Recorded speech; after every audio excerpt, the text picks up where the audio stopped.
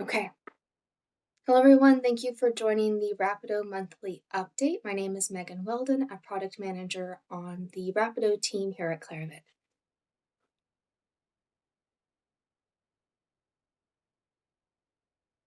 The agenda today will be as follows. First, topics for the Rapido community and updates about the Rapido community. Then I will cover release highlights for the May 2025 release. That'll be followed by a few frequently asked questions as of late, and then time to address any questions that you put forward in the chat regarding today's content. Okay, first, our Rapido community and a few updates. Okay, the Rapido community continues to grow. We are now at 160 live institutions with libraries going live each month of the year so far. I recall that we started with 152 at the beginning of the year, and we have a lot of projected growth still to come in 2025.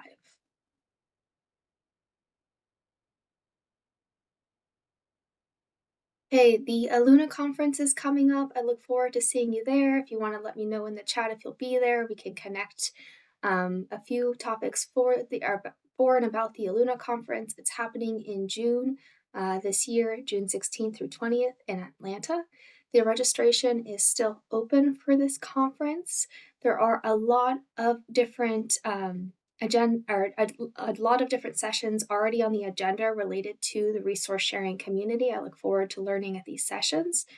And an exciting aspect of this conference will be the first ever Rapido session at Aluna Knowledge Days happening June 17th. So there are a lot of interesting sessions for the Rapido and resource sharing community at this year's Aluna conference. Another upcoming event related to the resource sharing community is the upcoming webinar on May 7th. I will share the registration link in the links that I share at the end of today's session. But there is a webinar on the 7th titled Building a Tailored Resource Sharing Solution at Drew University, presented by colleagues from Drew University and Mike Richens. It is a great webinar to attend to learn more about their experience with Rapido. And if you've had colleagues interested in learning more about other libraries' experience with Rapido, this is a good webinar to point them to.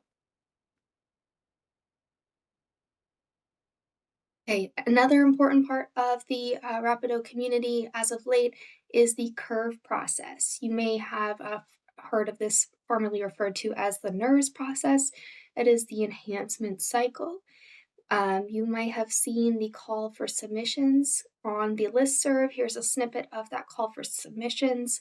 They shared a link for submitting your enhancement requests, and that link will be shared at the end of today's content as well for your access.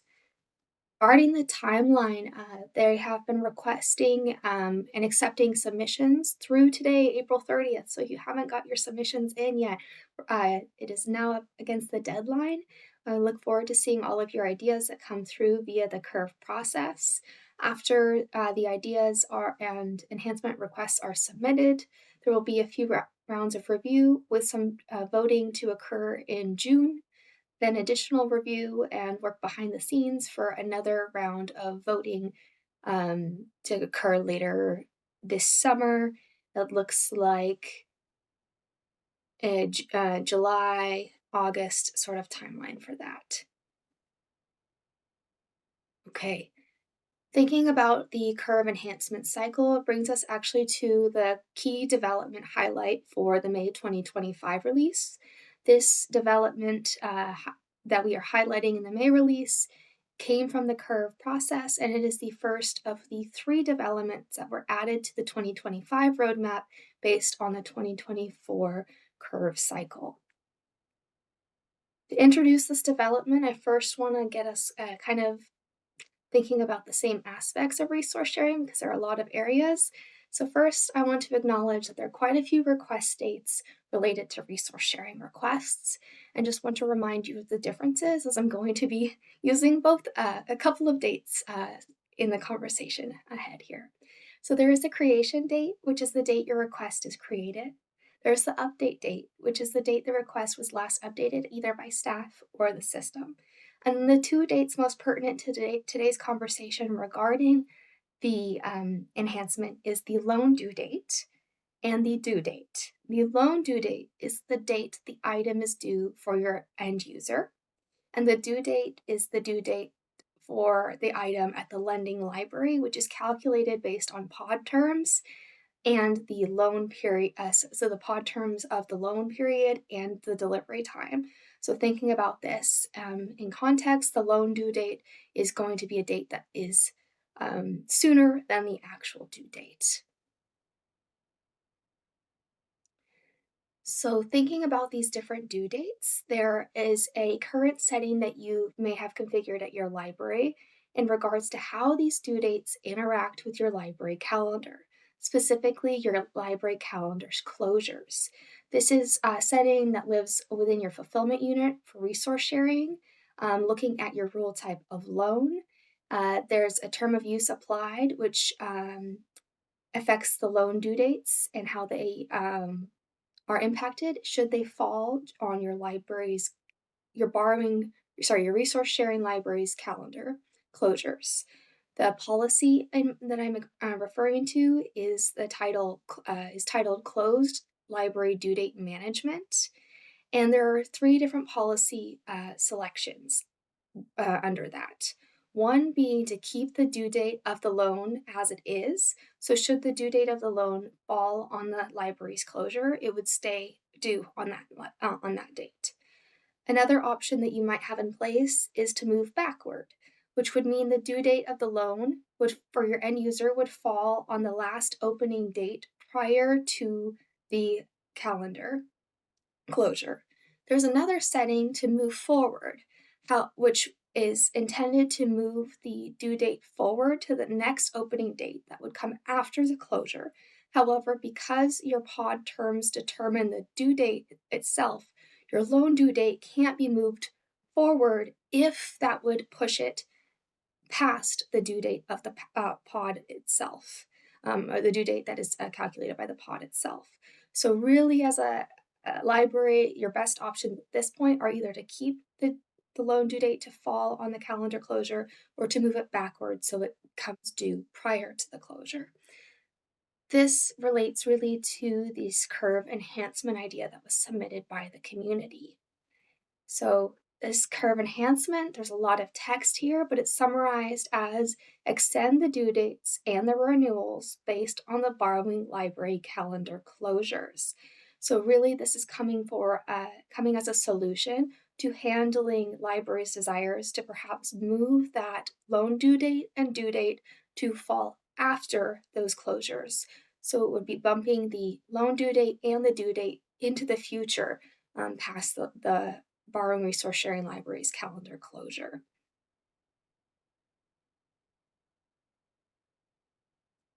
So how is this how is this enhancement working in actual function? This is a new value for the pods. The value is extend due date during borrowing library closures. It is at the pod level. For existing pods today, the value is going to be no, as to not change the way that your pods function today. However, if as a community you want to change that and the value is set to yes, the due date and loan due date will reference the borrowing library's calendar when they are assigned, and the request dates are both of those dates are automatically updated with a loan due date that does not fall during the borrowing library's closed dates. The request loan due date is pushed to the next open day, and the due date is recalculated based on the new loan due date and the pod delivery time. This is also true for renewals. So if the renewal date that would fall on the renewal's new due date would fall on the closure, it would also get updated accordingly. The lender receives an update regarding the new due date, and if, for whatever reason, the message fails to update the lender, borrowing libraries can have an alert enabled, which would alert them to the failure of this communication And the borrowing staff can then contact the lender to let them know so that they can update the date on their end. How does this look within your requests themselves? So, typical request visibility on your request, you can see the created date, you can see the due date, you can see the loan due date. This is for, again, a borrowing request. Then, when you look in the right-hand pane under the pod information, you'll see the new value of extend due date during borrowed library closures. This request is affiliated with a pod that has this value set to yes, meaning the request will reference the calendar closure and move accordingly if needed. Should this move need to take place of the due dates or the recalculation of those due dates, there is visibility not only in the at the pod terms, but if this actually occurs, you see this in the notes of your request, and you can see the note that the borrower changed the request due date from such date to such date since the library is closed on the original due date. Then in the request history, there's also visibility here of that due date change. So again, thinking about how this works or comes into play for your libraries, it is a term for the pods. It's a new pod term with values of yes or no. If we're in a pod today, the value will be no, as to not change the way that you're working with your partners today. However, if you want to as a community, move forward with changing the pod term to yes, you can initiate those conversations and let us know when or if those terms should be changed. What is the use case really for this functionality? It was really driven by libraries who are working together in consortia, as a consortia within their pods, and it is at least been driven by, or I've seen the most interest expressed by libraries who are working together as consortia and pods with shorter loan periods and using overdue fees for their end users. For libraries with shorter loan periods, moving the due date and the loan due date, the loan due date to fall prior to a closure impacts the end users more so because they already have an short time with the item, and then it is then abbreviated by the closure. And libraries who are working with their end users to have overdue fines, having items due during calendar closures can then impact the fines that the end users receive. So those are the communities where I think this development has the greatest impact. It may be relevant for other communities as well. It is worth conversations because as a lender, if you're working in a pod with this term, your items, will be away for longer than the set original pod term of the 112 days or whatever the pod setting is for that loan term.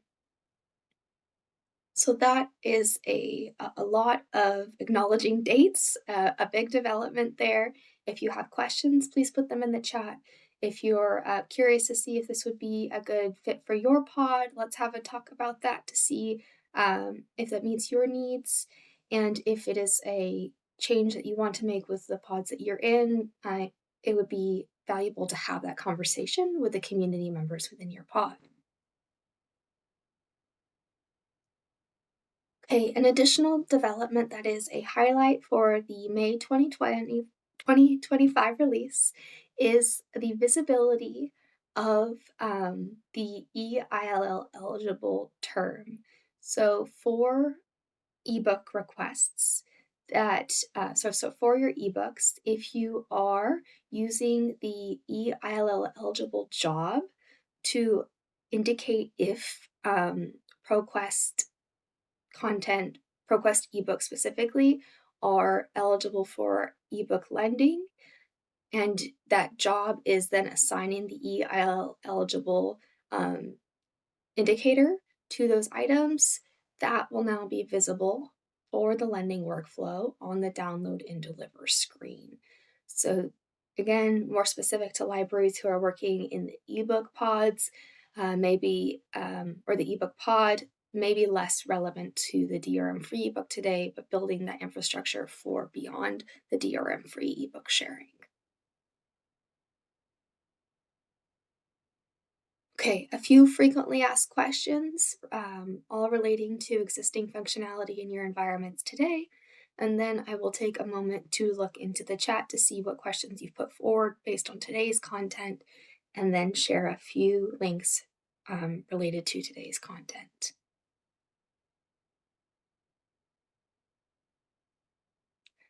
Okay, question I've heard recently: why can't I add partners to my requests that have expired? And the answer is that you can, but it is dependent upon your settings. This came to be with the January 2025 release.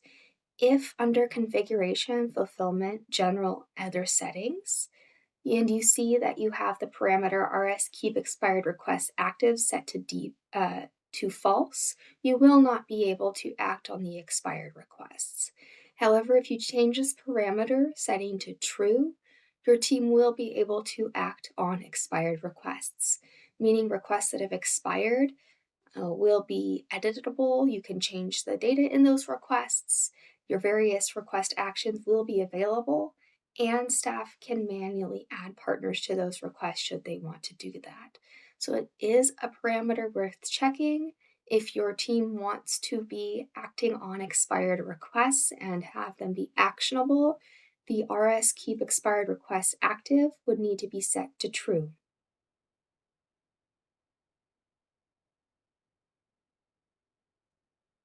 Okay, other questions regarding how to create partners. Of course, you can manually create partners, just going, adding a partner and manually entering the information. You can also download partners from the directory by going into the directory and then selecting a record and hit copy. Then it will add that partner to your institution. Another way to have partners created is via this parameter that will allow a partner record to automatically be created at the time you receive a request from this partner. So this is the Rapido automatically create partner parameter.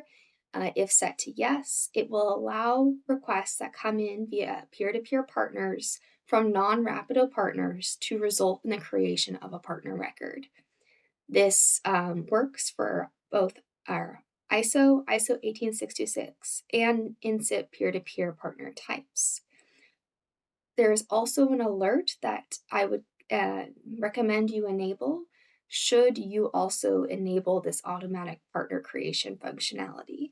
And that alert is the auto-generated partner missing data. This alert is useful to your team should the automatically created partner record be created and important data is missing for some reason, was unavailable or unable to be pulled in.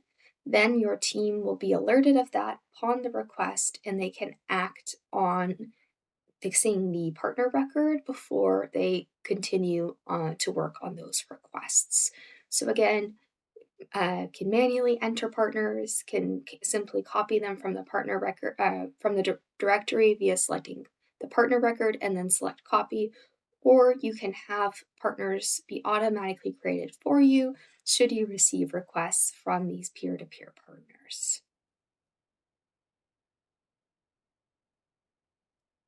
Okay, an additional question that has come up a bit lately has been related to your request forms. Specifically, how do you add either copyright agreement or customer agreement to terms and conditions to your forms? And this is via configuration, resource sharing, request forms, and then the resource sharing copyright declaration. There you can type in whatever text it is you're asking your end user to agree to. You can make this field mandatory, and then they will have to agree to this prior to submitting the request. Many libraries use this for copyright agreement, others use it to communicate other expectations of their end users and ask them to agree to those expectations. Related to this inquiry is how do I add a message to my forum? So maybe not needing your end user to agree to something in particular, but perhaps wanting to communicate something that you feel is important for them to know at that point of request. And this is via configuration, resource sharing, request form, and notes. This is at the top of the request form. The notes can be different for physical, for ebooks, for chapter requests. You can have different notes in play there. And maybe you want to provide a link, maybe you just want to provide information, something that you want them to perhaps hopefully read, but not necessarily have to agree to submit the request. So those are two different customizations you can make to your resource sharing request form. Okay, one last frequently asked question, and then I will look to the chat to see if there are questions I can address in today's session. And that question is related to, as the lender, how do I know if a borrowing partner has asked for a resend? And this is also done via alert functionality. So a borrower may have requested a resend. Perhaps you hit it, updated to shipped, but didn't supply a document. Maybe you supplied a document, but there were issues in the quality or content that they received, and the borrower can select to a resupply request. As a lender, it is helpful to know that they've done this. An easy way to know that they've done this is via an alert, and then perhaps having a set based on this alert as a part of your lending workflow. To enable this alert, go to Configuration Resource Sharing and then Manage Lending Alerts. You will see the alert called Resend Request Received. If you enable this, then you'll have this alert triggered should the borrower select for the resupply or resend action. There's also, related to this functionality, there was a development done on the Rapid ILL end that if a lender indicates that they've filled the request and they've done so without providing a file to the borrowing library, Rapido is running behind the scenes to understand if this is happening in order to help with turnaround times and request fulfillment. Rapid ILL will also automatically alert the lender so that it's not necessarily dependent on the borrower noticing that the content was not filled. If the Rapid ILL indicates a resend is needed and the Rapid ILL will indicate if a resend is needed if 12 hours have passed without the lender providing the file. And if that happens again and the resupply is not performed by the lender, the request will move to the next partner for fulfillment to, again, help with request fulfillment and turnaround times for that borrowing institution. Okay, so that constitutes the content I wanted to share with you today. I'm going to grab a few different links from today's content and share them with you in the chat, and look to the chat for any questions that you're putting forward.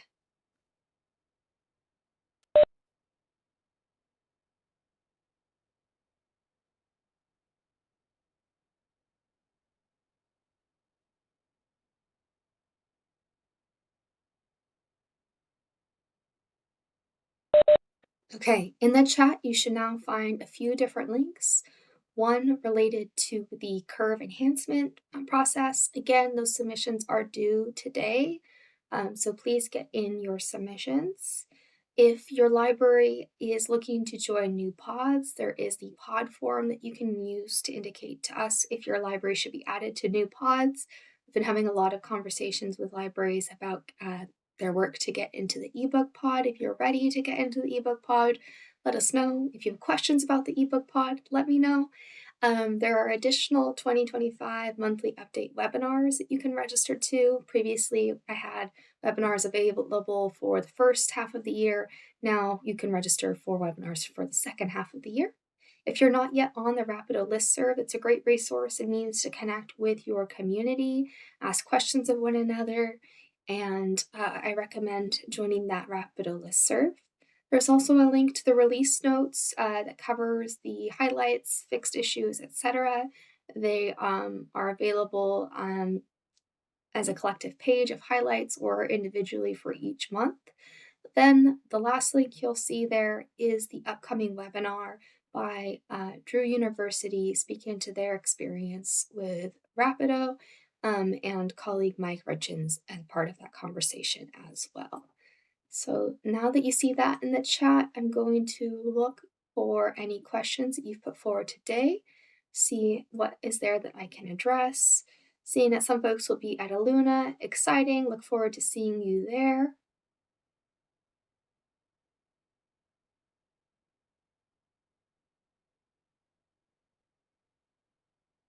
Okay.